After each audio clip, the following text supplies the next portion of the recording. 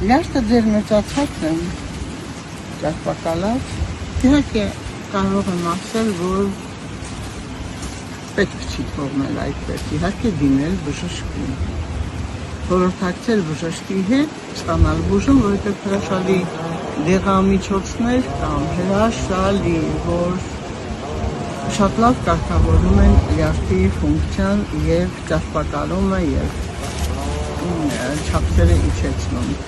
Իհարկե լյարդը կարևոր օրգան է, որը անհրաժեշտ է, որ այն հրաշալի գործ է, որովհետև քամիչ օրգան է, զտկիչ օրգան է, սնունդը մաքրում է և տալիս է արյան մեջ։ Պատկերացրեք, տարիների ընթացքում եթե ձեր լյարդը քամիչ, ինչպես է քամում դուք հյութ, եթե այն խցանվում է,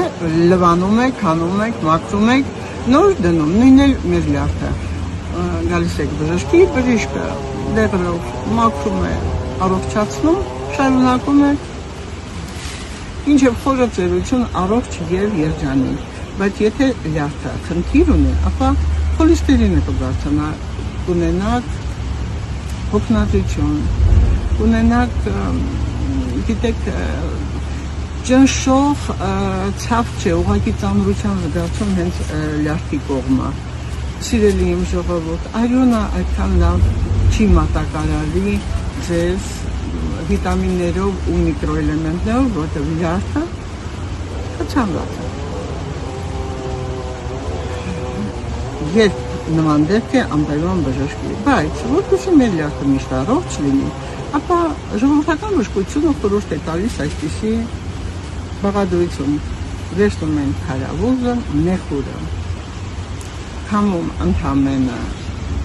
50 գրամ և ավելացնում 50 գրամ ջուր և կես լիմոն ամեն առավոտյան։ Կարող եք նաև երեկոյան խմել։ Եթե ունեք շաքարային դիաբետ, բավականին նորմալացնում է, իջեցնում է, ճնշումը իջեցնում է և նկատեցիք, որ ասեցի լյարդի համար է սա, այսինքն եթե լյարդը իր ֆունկցիան նորմալ կատարում է, առողջ է, ապա և շաքարային դիաբետը, և ճնշումը, և ամբողջ այսքան խնդիրները, որ խոլեստերին է առաջանում, չլինի ձեր օրգանիզմում։ Ուրեմն, ուշադրություն դարձրեք ձեր լյարդին, ուշադրություն դարձրեք ժողովուրդ ջան, սիրելիներս, ինձ և փուփուսիկին, տեսեք որտեղ են նստած։ Ես այստեղ, ինքը այնտեղ, և մենք իրար հետ ձեզ խորհուրդներ ենք տալիս։